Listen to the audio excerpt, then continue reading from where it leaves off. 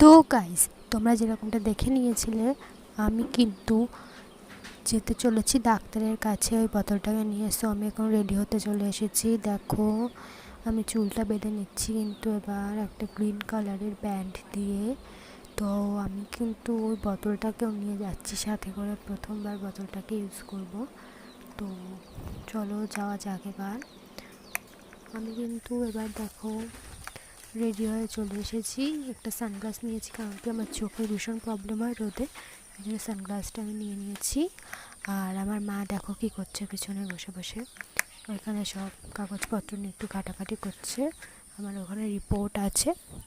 এবার আমরা কিন্তু বেরিয়ে যাচ্ছি যাওয়ার জন্যে। তো দেখো, টোটোতে এসে গেছি এখন যাওয়ার জন্য। কখন ছাড়বে জানি না, বসেই রয়েছে অনেকক্ষণ ধরে।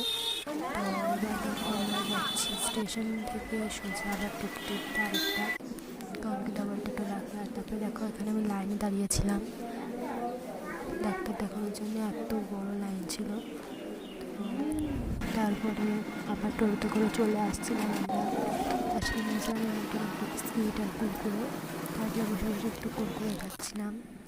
তারপরে শেষ পর্যন্ত বাড়িতে আমি চলে এসেছি গাইস।